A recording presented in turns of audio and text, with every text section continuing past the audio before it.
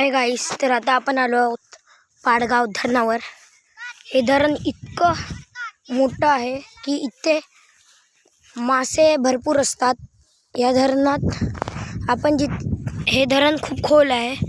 या धरणात आपण कितीही पोहोच यायचा प्रयत्न केला तरी आपण डुबू शकतो। आपण बघू शकता हे केवढं मोठं धरण आहे। मी तुम्हाला झूम करून दाखवतो।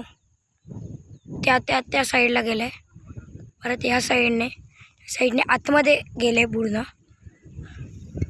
या साईडने परत आतमध्ये गेले आणि ह्या पण साईडने परत आतमध्ये गेले। मी तुमच्यासाठी मध्ये चालू आहे। आपण बघा, या साईडला पाडगाव, या साईडला भटवाडी, साईडला कदमवाडी आणि या साईडला तांब्याची वाडी।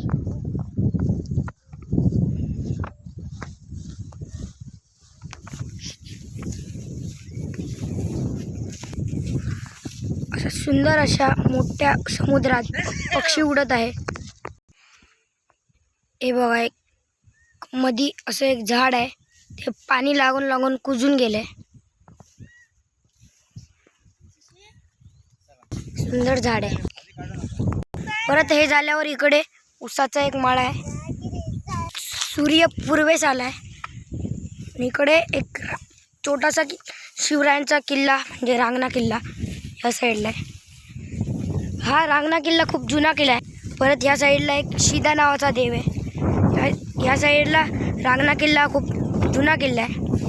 या किल्ल्यावर शिवाजी महाराज ज्यांचा हा खूप जुना किल्ला आहे आणि त्यावेळी शिवाजी महाराजांनी ह्या किल्ल्याला रांगणा असं नाव दिलेलं आहे। ह्या किल्ल्याचं पूर्वीचं नाव मला माहीत नाही।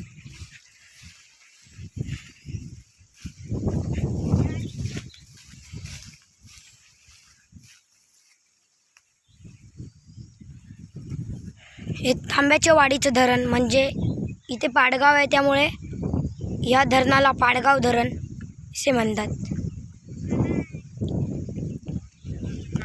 छोटीशी एक वाट आहे।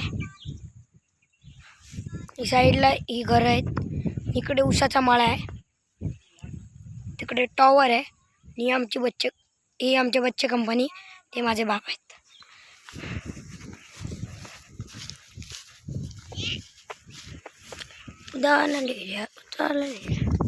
प्लीज मित्रांनो, व्हिडिओ स्किप करू नका। मी इतका तुमच्यासाठी मेहनतीने न परवानगी देता इतका पुढे आलो आहे। तुम्ही माझी विनंती आहे तुम्हाला, तुम्ही या विनंतीचं पालन करा आणि प्लीज व्हिडिओ स्किप करू नका। बाय बाय मित्रांनो। मला कमेंट करा, शेअर करा आणि सबस्क्राईब करा, हीच तुमच्याकडे माझी विनंती आहे।